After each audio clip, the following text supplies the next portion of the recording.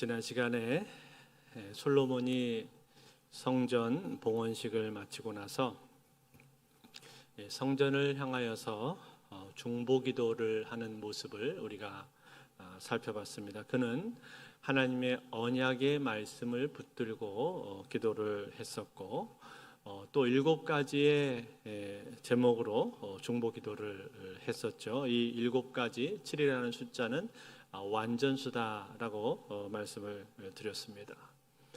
또 그처럼 많은 제목을 가지고 기도를 한 것은 이 성전을 향한 솔로몬의 마음이 깊이 드러난 것이라고 했었죠. 즉, 이 7가지뿐만이 아니라 이 성전을 향해서 드려지는 모든 기도에 대해서 하나님께서 응답해 주시기를 바라는 그러한 솔로몬의 마음의 간절함이 반영된 아주 긴 중보기도다. 기억이 나십니까? 네. 아주 긴 중보기도다, 그런 말씀을 드렸습니다. 그리고 오늘 우리가 같이 읽지는 않았습니다만 그 뒤에 이어서 솔로몬의 축복과 더불어서 성전 봉헌식 하는 장면이 바로 뒤에 나오는데, 이 봉헌식에서는 소가 22,000마리, 그리고 양은 무려 12만 마리가 사용이 되었다고 되어 있습니다. 그만큼 이스라엘에게 있어서는 이날은 정말 특별한 날이고 특별한 그런 행사였다라는 거죠. 자, 이 행사를 모두 다 마치고 나서 이제 솔로몬의 왕궁까지도 다 건립을 한 다음에 오늘 본문에 보니까 어떤 일이 있었다고 말하고 있습니까? 하나님께서 솔로몬에게 나타나셨다, 그렇게 말해주고 있죠. 1절과 2절인데 이렇게 되어 있습니다. 솔로몬이 여호와의 성전과 왕궁 건축하기를 마치며 자기가 이루기를 원하던 모든 것을 마칠 때 여호와께서 전에 기브온에서 나타나심 같이 다시 솔로몬에게 나타나사. 자, 하나님께서 다시 솔로몬에게 나타나셨는데, 그런데 언제처럼 나타나셨다, 그렇게 말을 했습니까? 기브온에서 나타나신 것처럼 그렇게 나타나셨다, 그렇게 말씀을 했죠. 여러분, 기브온에서는 어떤 일이 있었나요? 기브온은 솔로몬이 하나님 앞에 1,000번제를 드렸던 곳이 바로 기브온이었습니다. 하나님 앞에서 1,000번제를 1,000마리의 제물을 가지고 그렇게 번제를 드렸을 때 하나님께서 그 1,000번제를 기쁘게 받으시고, 그리고 솔로몬에게 지혜를 주셨죠. 지혜만 주신 것이 아니라 너에게 부도 주고, 그리고 장수도 주고 명예도 주겠다, 그렇게 말씀하시면서 하나님께서 이 솔로몬을 축복하셨던 장면이 바로 이 기브온 사건, 기브온에서 있었던 일이었단 말이죠. 그처럼 마치 그것처럼 오늘 하나님께서 다시금 솔로몬에게 나타나신 것이다라고 오늘 성경은 우리에게 기록을 해주고 있습니다. 사랑하는 성도 여러분, 이것은 하나님께서 직접 솔로몬에게 현현하신 것인데, 오늘 이러한 하나님의 임재, 하나님의 나타나심, 이것에 대한 사모함이 오늘 우리들에게 있습니까? 여러분, 우리가 사는 이 때는 솔로몬 때처럼 그렇게 하나님께서 직접 얼굴을 대면해서 나타나시지는 않지만, 그러나 여전히 하나님은 살아계시고 하나님은 임재하시고 하나님은 우리에게 말씀하십니다. 그 하나님, 지금도 살아서 이 자리에 계신데 그 하나님의 말씀을 여러분들은 듣고 있습니까? 하나님은 예배를 통해서 우리에게 말씀해 주시고, 우리가 기도할 때 기도의 그 자리에서 우리 마음속에 감동하셔서 말씀해 주시고, 우리가 큐티할 때 큐티를 통해서 깨닫게 하시고, 또 우리가 성경을 읽을 때에도 그 성경 말씀을 통해서 우리에게 말씀을 들려주십니다. 아니, 어떤 때는 내 주변의 사람들을 통해서 나에게 음성을 들려주실 때도 있고, 또 돌아가는 상황을 통해서 하나님께서 나에게 무언가를 깨우쳐 주시려고 하실 때도 있단 말이죠.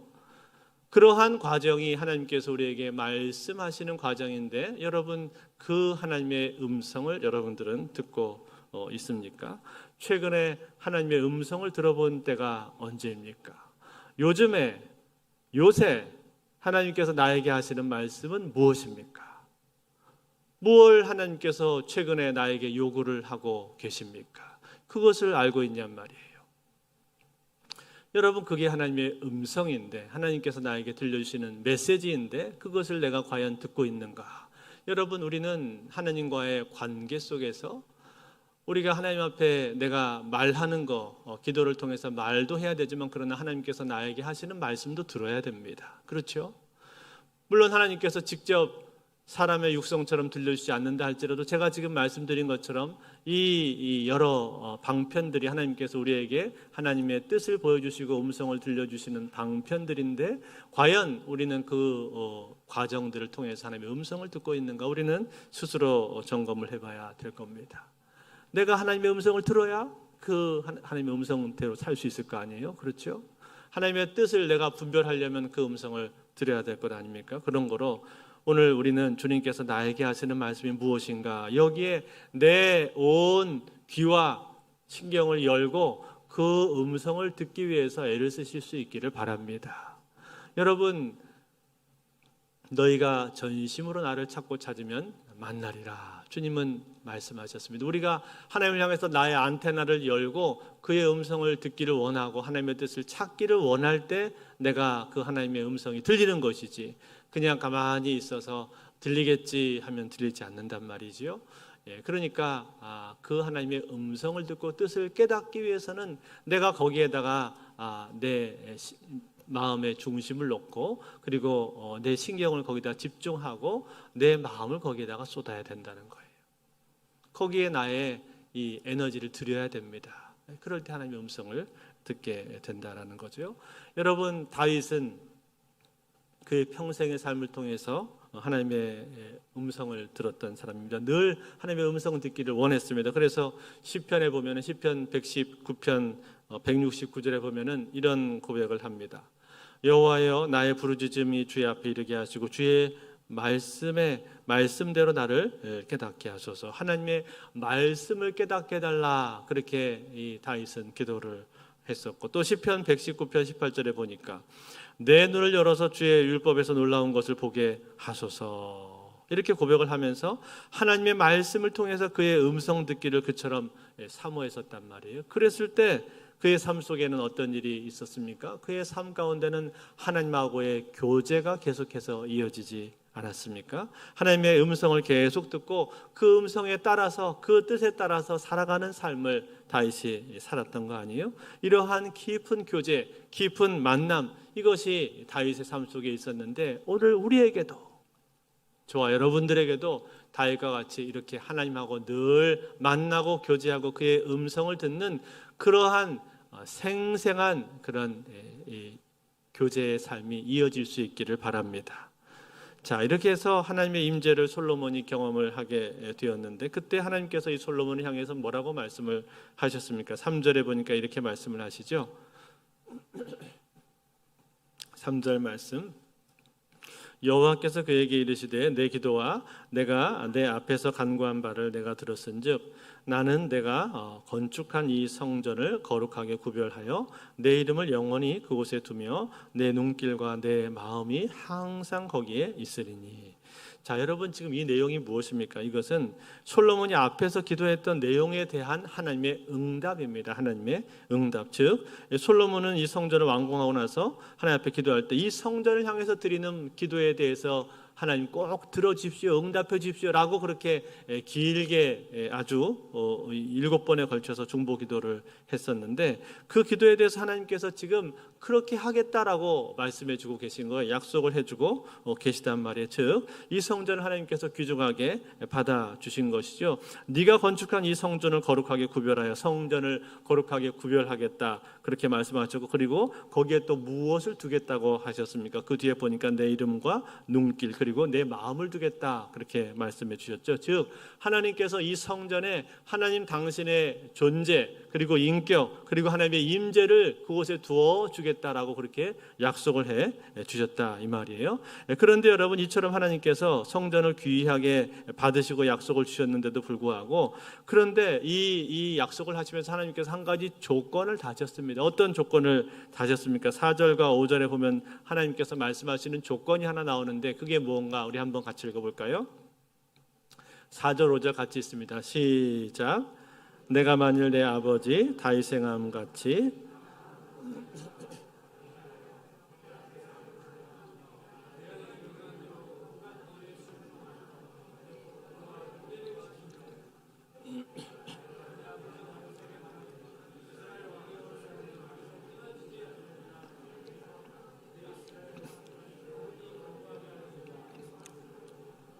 아멘. 자, 여러분 여기 나오는 조건이 뭡니까? 내 아버지 다윗이 행함 같이 너희가 행하면.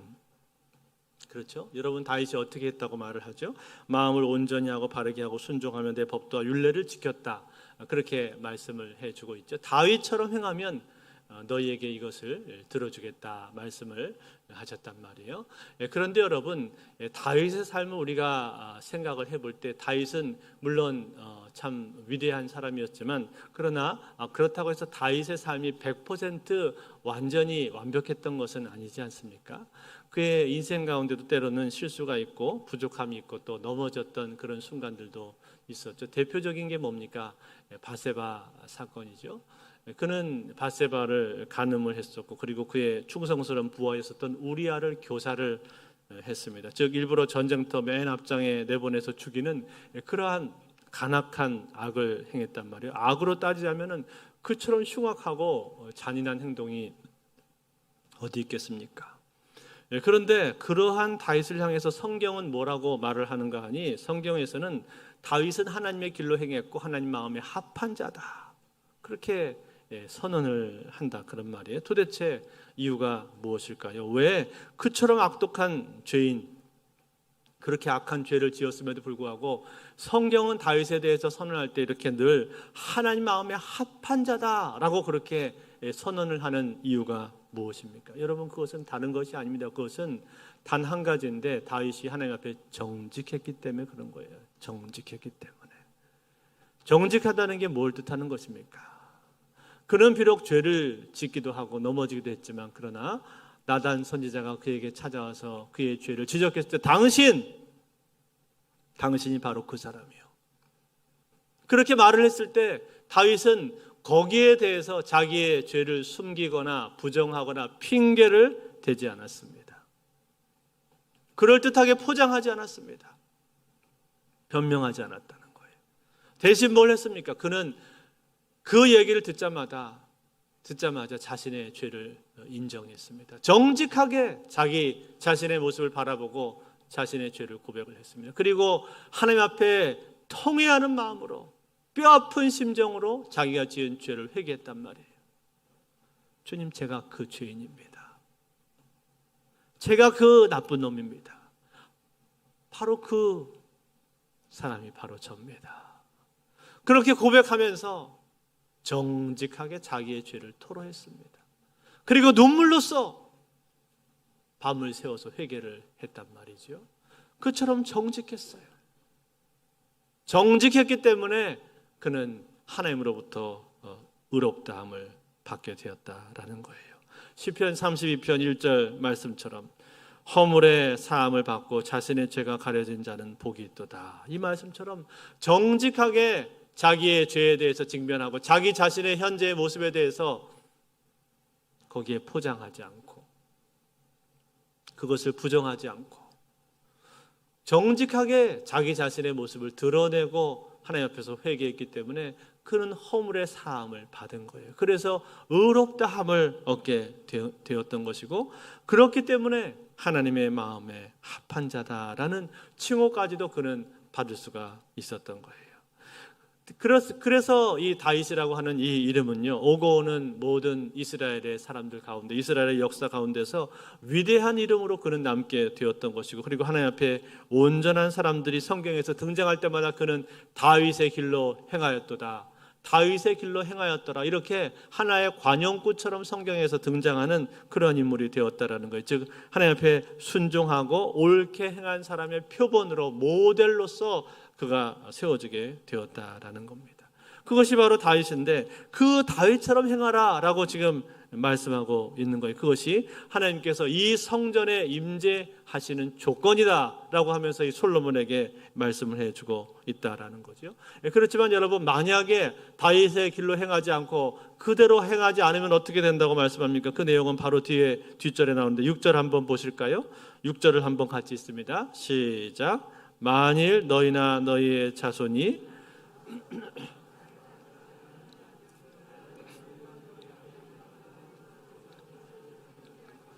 다른 신을 섬겨 그것을 경배하면, 자, 어떻게 한다고 말했습니까? 만일 너희나 너희 자손이 아주 돌아서서, 여기 이 돌아선다라는 말은 원어적인 의미로 보면은 반역하다, 배신하다, 그런 뜻입니다. 그러니까 하나님을 배반하고 전혀 딴 길로 간다라는 뜻이죠. 아주 돌아서서 나를 따르지 아니하며 내가 너희 앞에 둔 나의 계명과 법도를 지키지 아니하면, 즉 하나님의 말씀을 지키지 않는 것을 말하는 거죠. 하나님 말씀 지키지 않고 우상 숭배하는 것을 지금 말하는 거예요. 그렇게 하면 어떻게 된다고요? 그 다음 절에 7절에 이렇게 나옵니다. 7절 말씀. 내가 그들에게 준 땅에서 끊어 버릴 것이요, 내 이름을 위하여 내가 거룩하게 구별한 이 성전이라도 내 앞에서 던져버리니 이스라엘은 모든 민족 가운데서 속담거리와 이야기거리가 될 것이며. 자, 뭐라고 해서 이 성전이라도 내가 던져버리겠다, 그렇게 말씀하셨잖아요. 성전을 던져버리겠다고 하셨어요. 즉 성전도 큰 의미가 없다라는 거죠. 너희가 여기에 대해서 순종하지 않고 말씀대로 행하지 않는다면 성전이고 뭐가 필요 없다. 오히려 너희는 조롱거리가 될 거다라고 말씀하셨습니다. 뿐만 아니라 그 다음 절 8절과 9절에 보니까 이렇게 말씀하십니다. 이 성전이 높을지라도 지나가는 자마다 놀라며 비웃어 이르되 여호와께서 묻은 까닭으로 이 땅과 이 성전에 이같이 행하였는고 하면, 대답하기를 그들의 조상들을 애굽 땅에서 인도하여 내신 그들의 하나님 여호와를 버리고 다른 신을 따라가서 그를 경배하여 섬김으로 여호와께서 이 모든 재앙을 그들에게 내리심이라 하리라 하셨더라. 자, 뭐라고 했습니까? 이 성전이 높을지라도. 성전이 높다. 여러분, 이 높다라는 말은 물론 외형적으로 높은 성전이라고 말을 할 수도 있습니다만, 그것보다 더 중요한 의미는 이 성전의 위엄을 말하는 거예요. 성전이 가지고 있는 위엄과 위용, 그리고 위상, 그리고 성전의 의미, 이런 것들을 지금 말씀을 해주고 있는 거예요. 즉 아무리 이 성전이 멋진 성전이고 대단한 성전이고 그리고 정성을 가득 들여서 지은 그러한 성전이라고 할지라도, 그리고 심지어 하나님의 임재가 그 가운데 있는 그러한 성전이라고 할지라도, 만약에 너희가 하나님의 법도와 율례를 따르지 않는다면, 즉 다윗의 길로 행하지 않고 다윗과 같이 정직하게 행하지 않는다면, 그렇다면 이 성전은 사실은 아무런 의미가 없다는 거예요. 의미가 없다.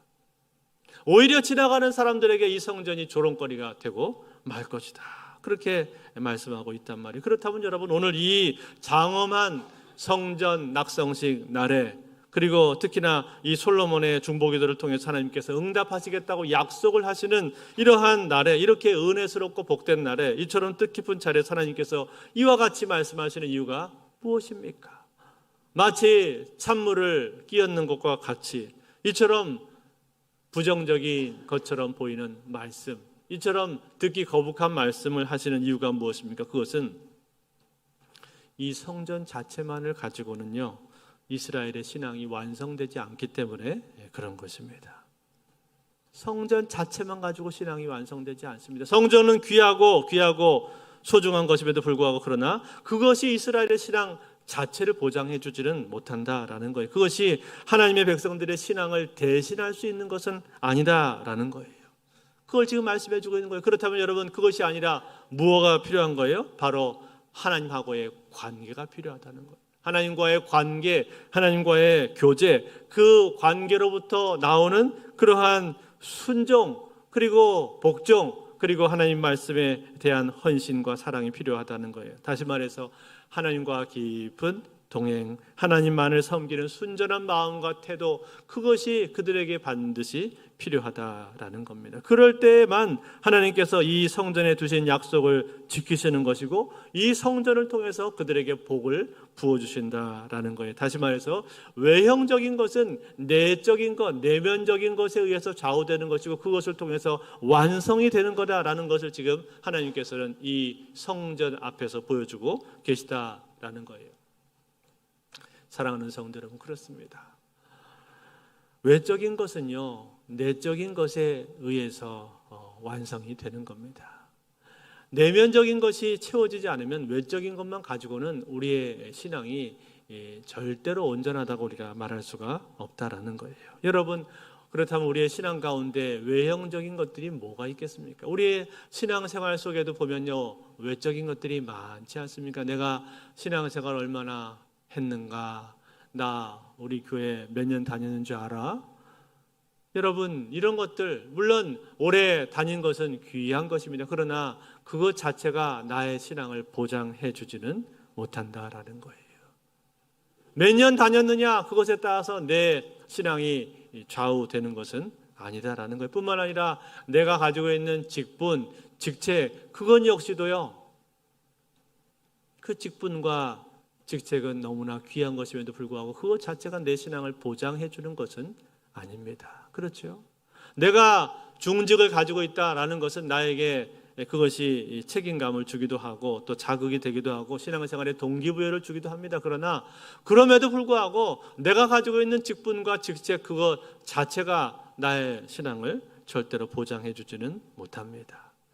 그것이 핵심은 아니라는 거예요. 아니, 내가 성경을 몇 번 읽었는가, 심지어는 그것조차도 핵심이라고 말할 수는 없는 거예요. 물론 성경 읽는 거 중요하고, 그리고 대부분의 경우에 내가 얼마만큼 성경을 많이 읽느냐에 따라서 내 신앙이 비례하는 경우들이 많습니다만, 그럼에도 불구하고 그것조차도 때로는 외형적인 것으로 가버릴 수도 있다는 거예요.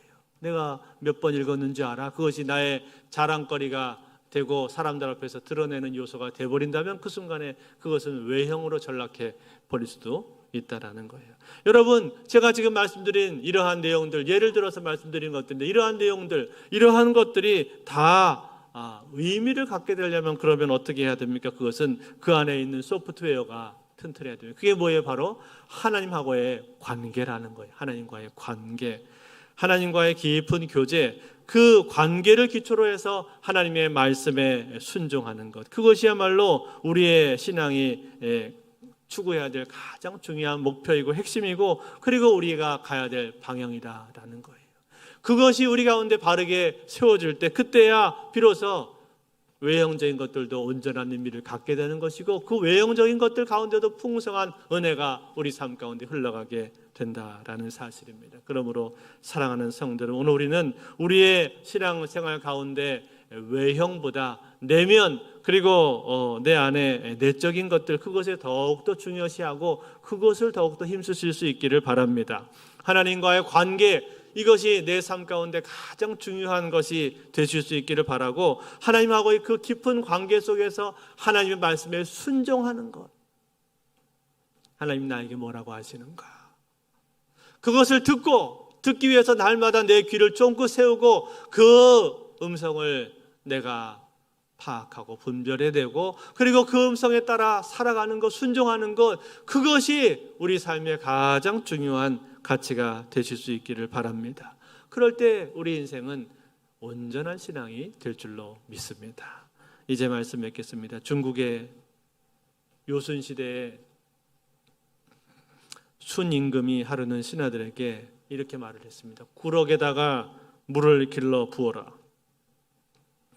구럭이라고 하는 것은 새끼줄로 엮어서 만든 큰 바구니를 구럭이라고 말을 합니다.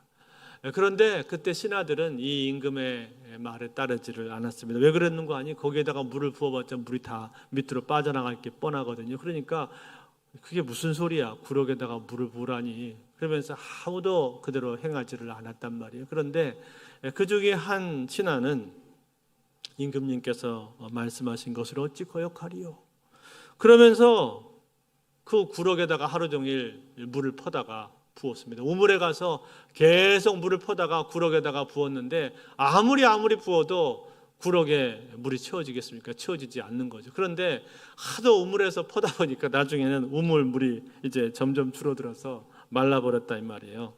다시 물을 기르려고 두레박을 내렸는데 물이 퍼지지가 않고 바닥을 긁는 소리가 들렸습니다. 그때 이 신하가 우물 속을 위에서 아래로 내려다 봤는데 그 우물 밑에 보니까 누런 황금 덩어리가 반짝반짝 빛나고 있었습니다. 깜짝 놀라서 그 황금 덩어리를 끌어올려서 임금님께 가져다가 드렸더니 임금님이 기뻐하시면서 하시는 말씀이 그래 잘했다.